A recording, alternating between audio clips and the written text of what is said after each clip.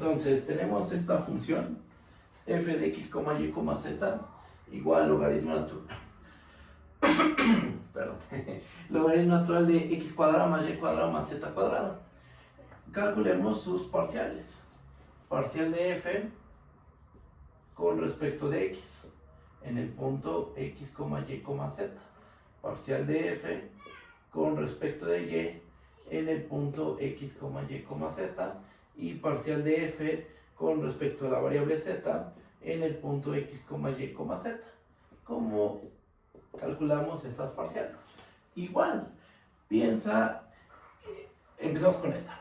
X es tu variable, y y z son constantes. Así es como lo tienes que ver. X es tu variable, y y z son valores constantes. Así los vamos a manejar. Bien, tenemos logaritmo de x cuadrado más y cuadrado más z cuadrada.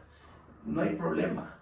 Piensa que y es una constante, z es una constante y quieres derivar, es como si tuvieras logaritmo natural de x cuadrada más 1 más 2 o más el valor 5, no sé, un valor aquí constante.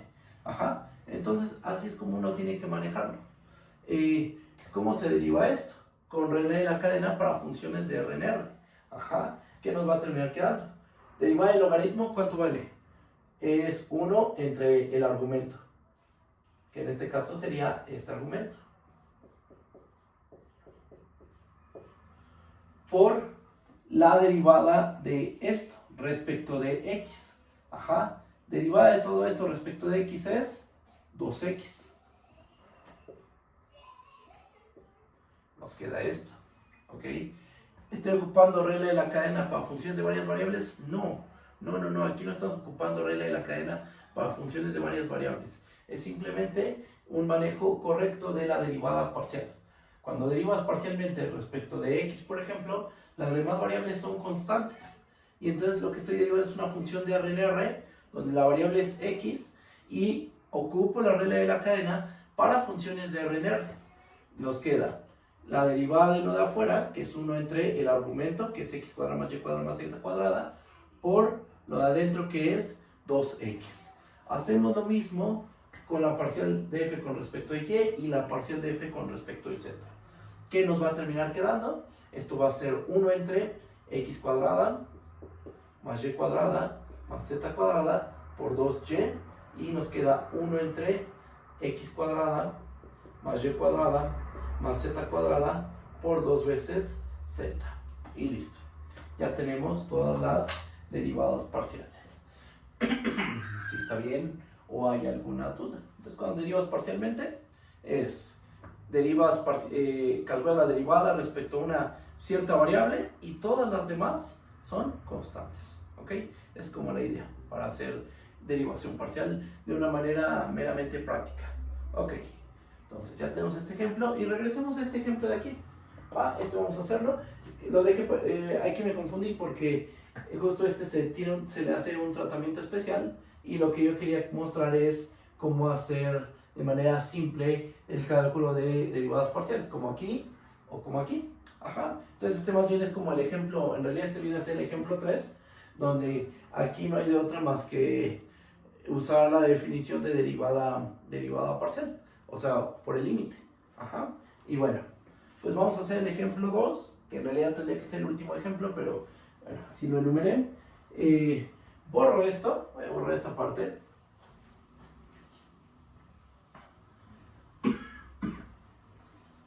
Y bueno, a ver, sí. Hacemos este ejemplo. ¿Qué queremos hacer? Queremos calcular la parcial de f con respecto de x y la parcial de f con respecto de y. Entonces, parcial de f con respecto de x. ¿En qué punto? También en qué punto. Vamos a calcularla en el punto 0,0. Entonces, por definición, ¿esto a qué va a ser igual? Por definición, esto va a ser el límite cuando x tiende a 0 de f de x, 0 menos f de 0,0 entre x menos 0. ¿Ok? Ahora, ¿qué podemos hacer? Bueno, pues cuando 0,0 está en Q cruz Q, 0,0 está en Q cruz Q, sí, ¿verdad? Entonces tiene esta regla de correspondencia que 0 al cuadrado más 0 al cuadrado es 0. ¿Esto por qué lo comento? Porque tenemos aquí f evaluado en 0,0. ¿Cuánto va a valer f de 0,0? 0. Entonces esto se puede simplificar. Esto se convierte en el límite cuando x tiende a 0 de f de x,0 entre x.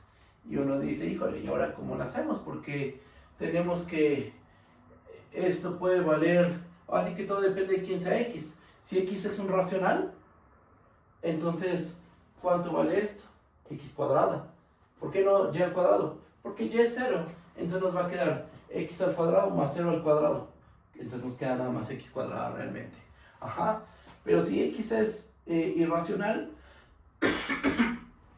entonces nos da el valor 0. Ajá. Y bueno, pues aquí lo que vamos a hacer es notar lo siguiente. Observemos que, y justo lo que les comentaba, aquí hay que darle un tratamiento especial. Aquí sí no podemos manejarlo de esta forma, porque al hacer una función partida podemos meternos en puede haber ciertos problemas. Ajá. Bien, entonces observemos que para cada x en R menos el 0, quiero que notes que f de x,0 es mayor o igual a 0. Dame un segundo.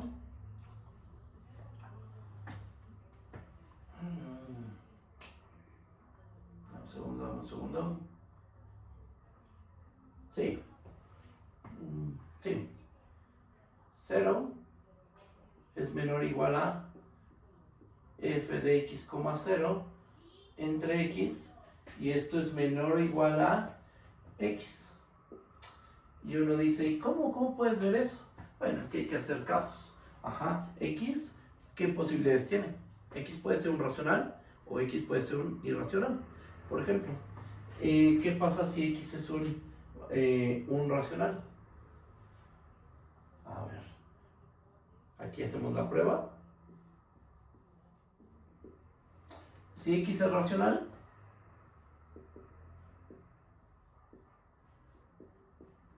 x es un racional distinto de 0, claro.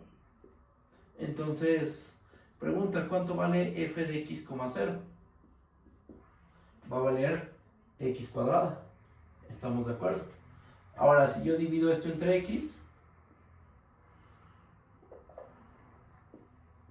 nos queda esta expresión. ¿Estamos de acuerdo? Nos termina quedando que esto es x. Y estamos de acuerdo que 0 es menor o igual a, perdón, a ver, déjenme ver esto.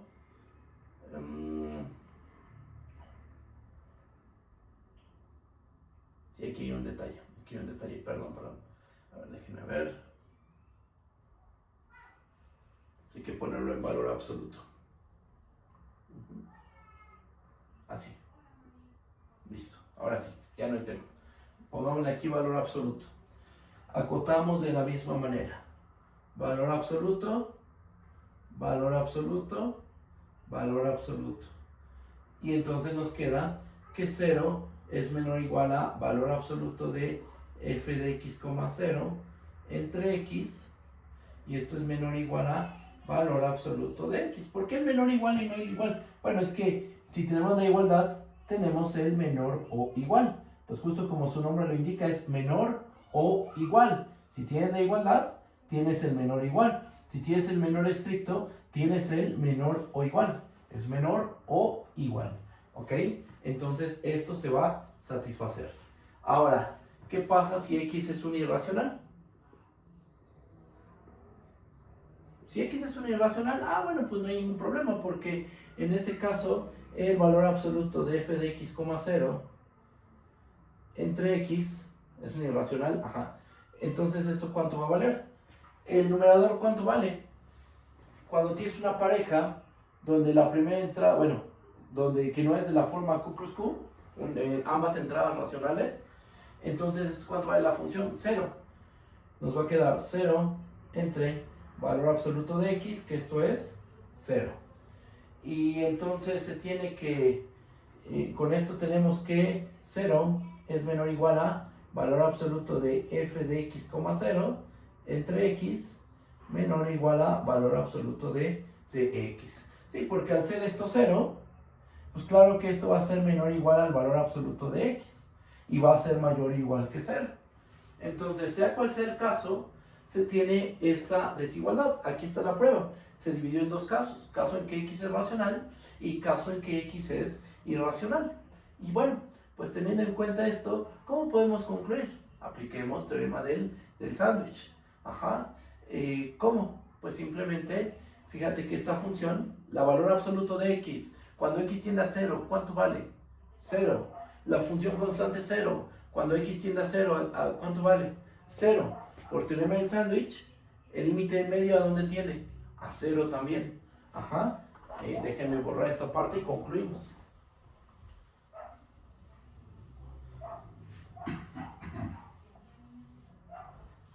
Entonces, como el límite cuando x tiende a 0 de la función 0 es 0 y esto es igual al límite cuando x tiende a 0 de valor absoluto de x, entonces por sándwich podemos decir que el límite cuando x tiende a 0 del valor absoluto de f de x, 0 entre x vale 0. Pero cuando un límite en valor absoluto vale 0, también vale 0 sin el valor absoluto. Solo cuando vale 0 el límite. Si el límite en valor absoluto toma un valor distinto de 0, no puedes concluir que sin valor absoluto vaya a tener límite. Puede que ni siquiera exista.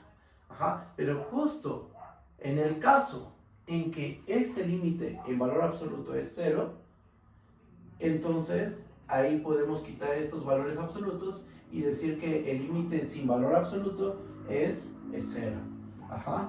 Entonces aquí se sigue que el límite cuando x tiende a 0 de f de x, 0 entre x, esto es igual a 0.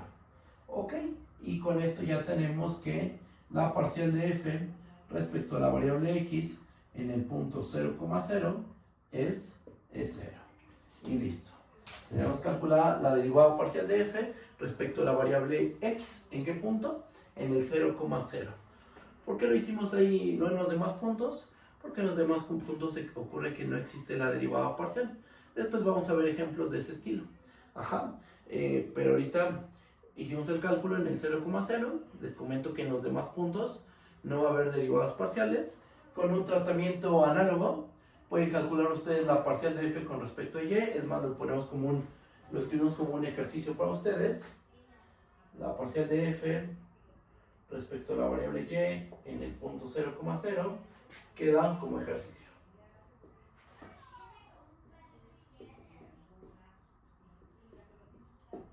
Ok, y bueno, pues ya tenemos ejemplos de cómo se calcula la derivada parcial, ejemplos no triviales, todo el desarrollo teórico de la derivada parcial, de la suma, el producto, teorema del valor medio para derivadas parciales. ¿Qué es lo que sigue? Lo que sigue es introducir el concepto de derivada direccional. Vamos para allá. Voy a borrar esta parte del pizarrón.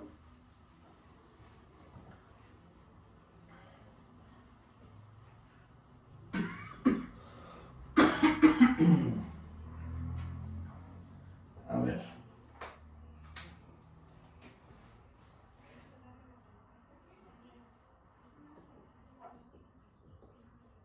Va la definición de lo que es la derivada direccional. ¿Qué necesitamos? Pues vamos a tomarnos una función f, definir en dominio A, subconjunto de Rn en R. Una función. Sean f una función y x0 un punto interior de A. Como x es punto interior, pues pueden imaginarse esta situación. Aquí se encuentra A, Aquí está el punto x0 y aquí hay un pequeño disquito centrado en x0, ¿verdad? Tomemos un vector u. No creo que necesitemos las componentes, pero aún así las describo. Un vector en Rn distinto de 0.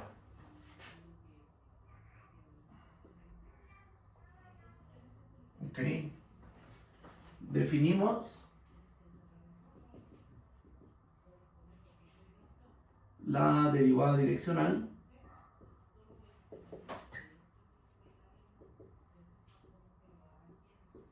de f en x0 como, y la vamos a denotar de esta manera. Vamos a escribir la derivada direccional de f, en x0. Aquí me faltó, ¿en qué dirección? En la dirección del vector u.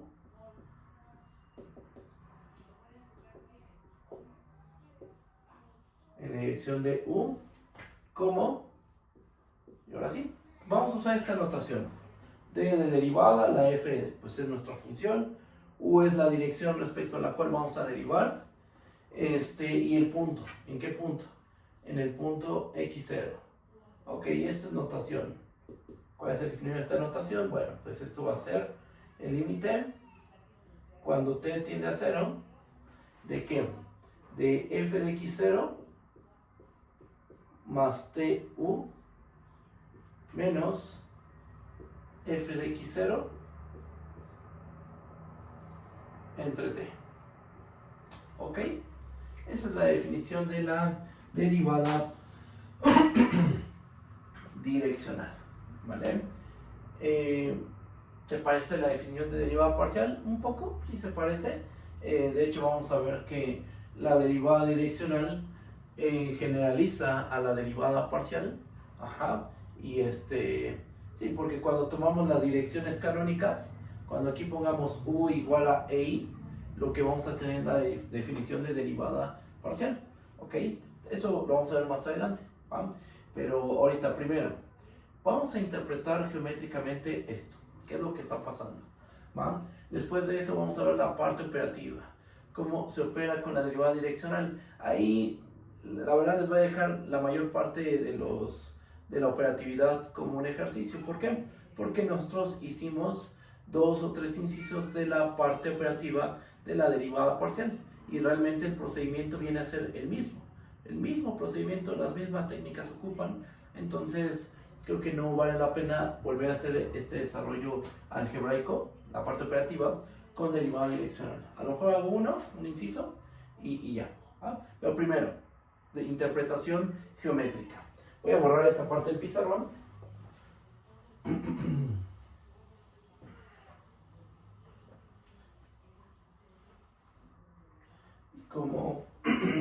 ¿Cómo interpretamos? Pues miren, la situación es esta. A ver.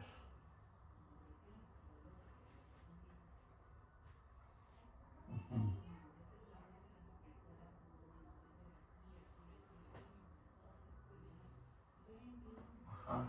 Ahí está la gráfica de f.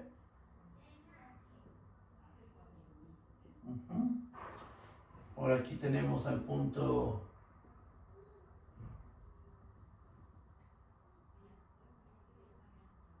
x0. El dominio, pues podemos pensar que es esto. A ver.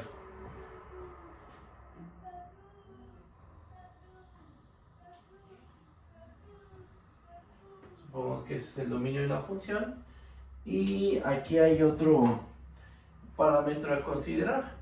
La dirección de u, o bueno, el vector u. Ese es donde lo vamos a ubicar. Pues vamos a colocarlo aquí. Vamos a pensar que está apuntando hacia acá. A ver, es que aquí debería hacer esto un poquito más así. Ajá. Ok, entonces ahora sí, el vector u hacia donde apunta, vamos a pensar que así. Ok, y ahora vamos a entender qué es este cociente. Bueno, x0 más tu, ya lo sabemos, geometría analítica o por lo que vimos en cálculo, al principio del cálculo, del curso de cálculo. x0 más tu con t corriendo en los reales, ¿qué es? Es una recta en Rn que pasa por el punto x0 y que va en la dirección del vector u. Ajá. Entonces, si pedí que u sea distinto de 0, sí, aquí está. Esto cómo se va a ver geométricamente, pues se ve de la siguiente manera. A ver, vamos a agarrar este plumoncito. ¿Se pinta? Sí. Muy bien, entonces, aquí está nuestro vector u. Según esto es paralelo al vector u, espero que me quede bien. Ajá, ahí está. Y entonces un puntito en esta recta es de la forma que x0 más t veces el vector u. Bien, ahora, ¿qué es lo que vamos a hacer? Lo que vamos a hacer es cortar la gráfica de la función con el plano que se genera con esta recta y este eje. Ajá. Entonces nos construimos este plano, vean, aquí levantamos de manera vertical, aquí también, así me queda el dibujo, ajá, ahí está, y cortamos con ese plano cortamos, algo así, ¿no? Ya vimos, ahí está, ese plano en esta dirección va a cortar a nuestra superficie, a la gráfica de f. ¿Qué es lo que va a resultar? Va a resultar una curvita. Ajá. Que en vez de verla de lado, vamos a ponernos de frente de esa curva. Ajá. O sea, vamos a ponernos de manera perpendicular al plano y vamos a verla de frente. Ajá. Un plano cartesiano, tú normalmente lo ves de frente. Ajá. Tú estás como en posición ortogonal al plano. Ajá, nunca ves el plano de ladito. Ajá, cuando estás trabajando en R2 o así. Entonces, vamos a ponernos de frente a este plano, de manera perpendicular. ¿Cómo se va a ver esto? Bueno, primero el corte. Vamos a ver el corte. El corte nos queda, vamos a ver, más o menos algo así. Ahí está. Esto rojito es el corte. Ajá. Y voy a borrar esta parte, la definición de derivada direccional.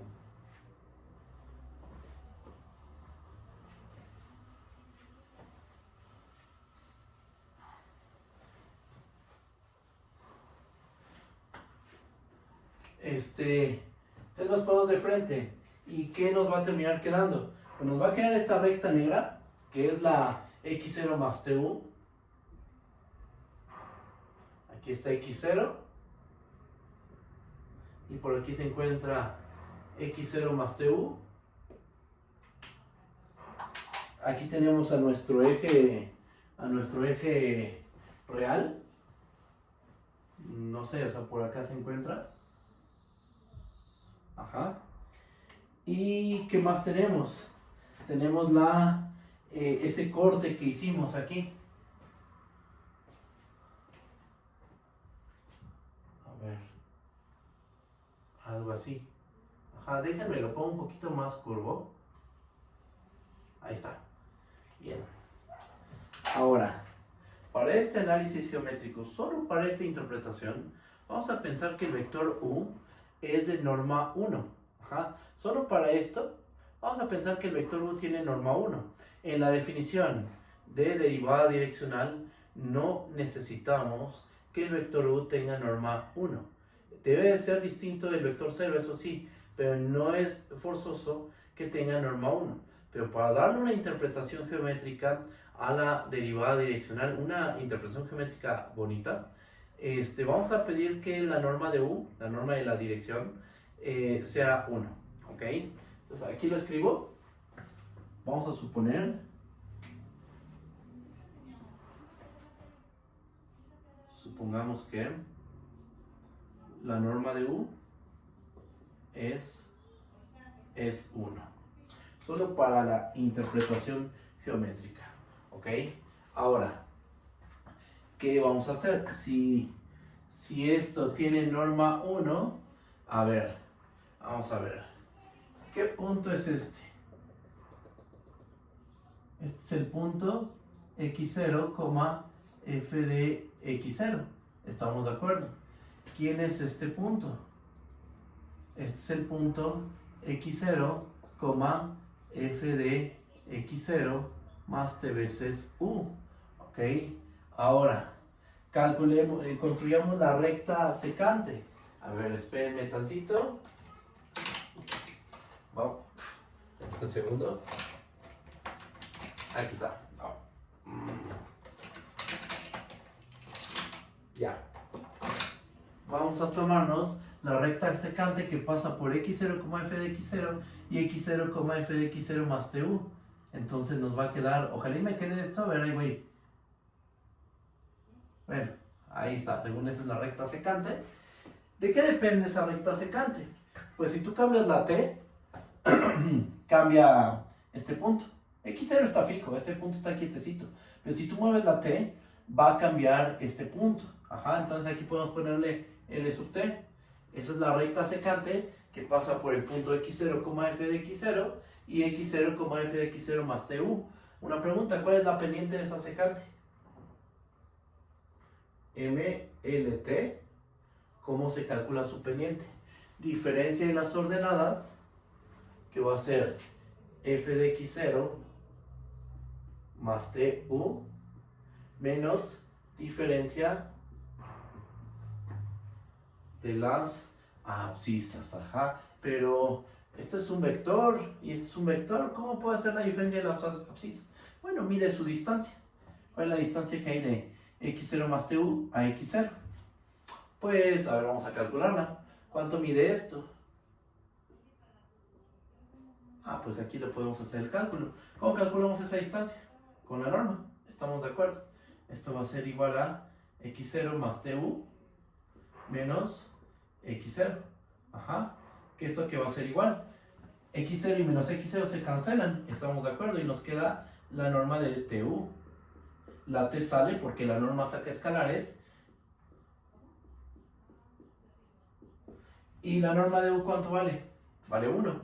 Aquí lo dijimos. Vamos a suponer que la norma de u es 1 para esta interpretación geométrica.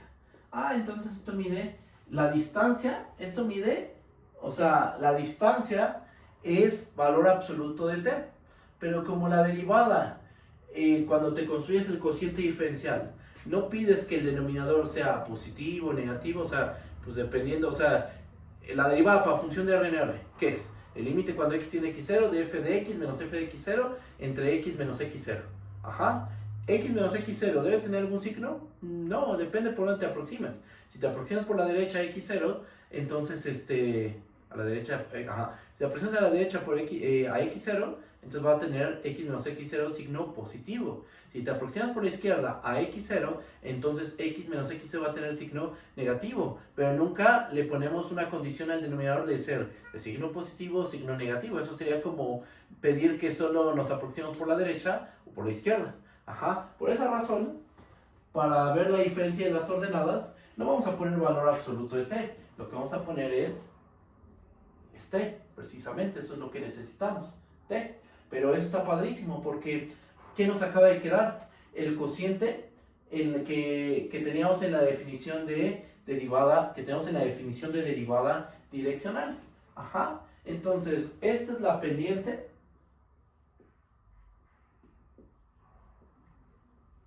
de la secante contenida. ¿En dónde está contenida esa secante? Porque uno podría decir, pues es lo mismo que con derivada parcial. Sí, casi. Nada más que esta secante, ¿dónde está contenida? Si regresamos a este dibujo, con esta inclinación, esa secante se queda contenida, no sé, vamos a pensar que la secante es esta. Ajá, ahí está. Pues se queda contenida en este plano, ¿no? El plano generado por esta recta, la x0 más tu, y nuestro eje real. Ajá. Contenida en el plano, no sé cómo le llamamos a este plano, el plano pi. Ajá. Contenida en el plano pi u, porque depende de la dirección del vector u. Ajá. Contenida en pi sub u. ¿Quién es pi sub u? Este plano que se genera con esta recta y el eje real. Ajá. Entonces, Ahí se queda contenida. ¿Qué pasa si hacemos toma de límite? Pues si tomamos el límite cuando t tiende a 0 de m sub t, ml sub t, ml sub t, perdón, ml sub t, lo que estaríamos haciendo es tomar el límite, aquí lo pongo, tomar el límite cuando t tiende a 0 de f de x0 más tu menos f de x0 entre t. Y bueno, ¿esto cómo se puede interpretar? Pues la misma interpretación que hemos dado en cálculo en una sola variable, en derivadas parciales. Este límite que nos da la pendiente de la tangente, que sería esta, a ver. Esta sería la pendiente de la tangente a la gráfica de f en el punto x0, f de x0, pero esa tangente se va a quedar contenida en el plano pi sub u. Ajá, en ese plano, en el plano que se genera con tu recta x0 más tu, con los puntos de la forma x0 más tu y el eje real. Ajá, entonces, por eso es que es derivada direccional, porque si es la pendiente de una tangente, pero en cierta dirección. Tu recta va en cierta dirección. ¿Quién te dice esa dirección? Pues justo el vector u, ¿ok? Y bueno, pues aquí está ya toda la interpretación geométrica de la derivada direccional. Y claro, para que todo esto sea válido, para que este argumento geométrico sea correcto, se tiene que pedir que la norma de u sea igual a 1. Pero en la definición formal no necesitamos exigir que el vector u tenga norma 1. En algunos libros a lo mejor van a encontrar que se pide que la norma de u sea 1. Sí, está bien, pero en otros libros no se exige que u sea de norma 1. Simplemente se pide que u sea un vector distinto de 0. ¿Ok? Y bueno, pues aquí está la interpretación. ¿Qué más? Operatividad. Esto no lo voy a ver, esto ustedes lo van a hacer. Déjenme lo escribo. Voy a borrar el dibujo.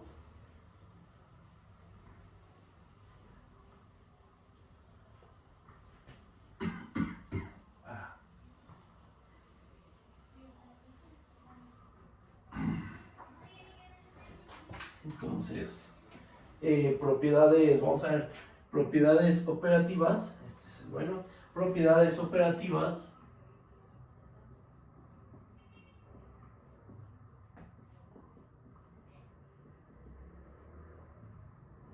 de la derivada direccional.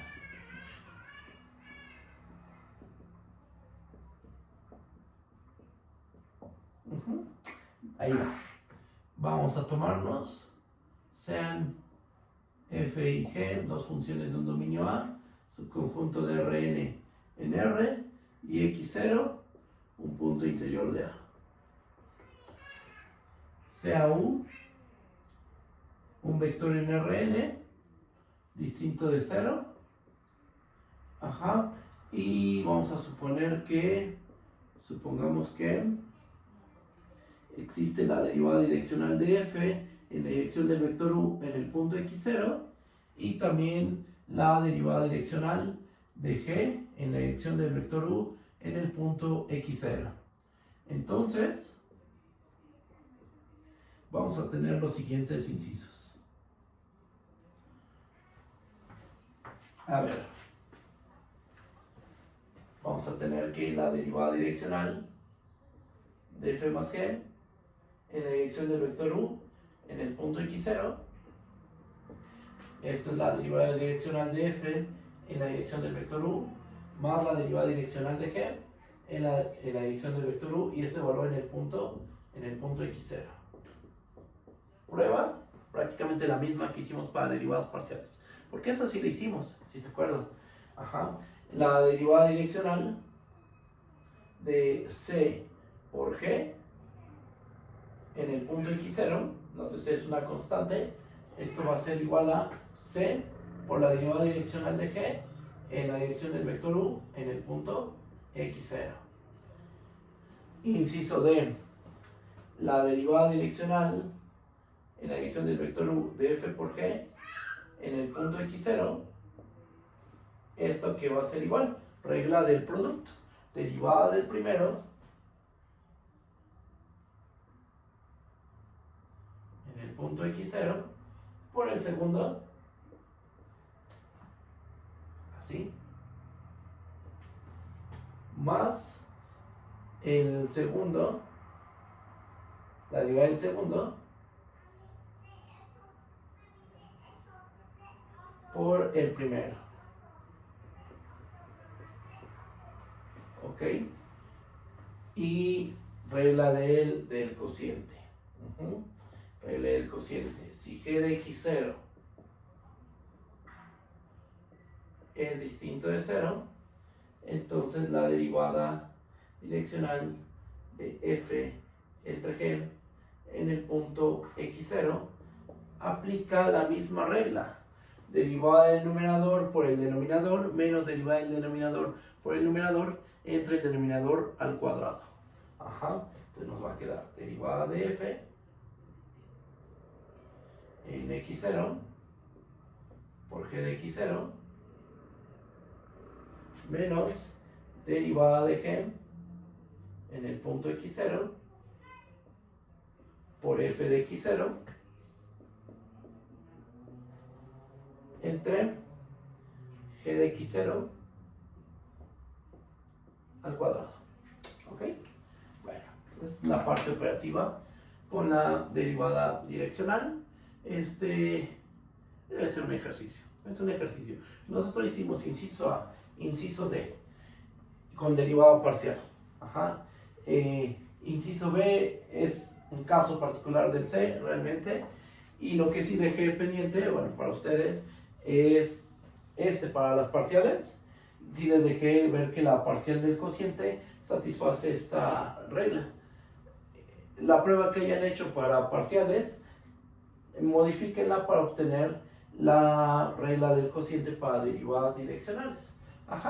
Y bueno, creo que aquí no hay tanto tema si esto no se ve, porque son procedimientos que ya hemos realizado en varias ocasiones, desde los cursos de cálculo 1, cálculo en una sola variable, hasta estas instancias de cálculo en varias variables. ¿Qué más?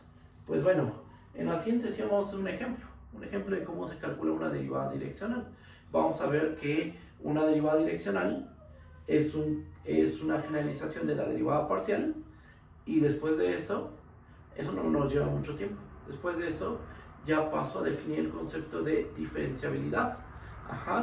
A lo mejor ya hablo un poquito de derivada de R en R, pero la idea es que lleguemos a la definición de diferenciabilidad y probemos que al menos toda función diferenciable es continua. Hacia allá vamos. Eso yo creo que lo vamos a hacer en la sesión del sábado. Y bueno, yo creo que hasta aquí le dejamos. Ahora sí, todavía ya me cuesta bastante trabajo hablar ahorita, pero bueno, chequen esto, vean el video, cualquier duda me pueden decir, y nos estamos viendo el sábado en la sesión en línea, ¿vale? Muchas gracias y hasta luego. Bye bye.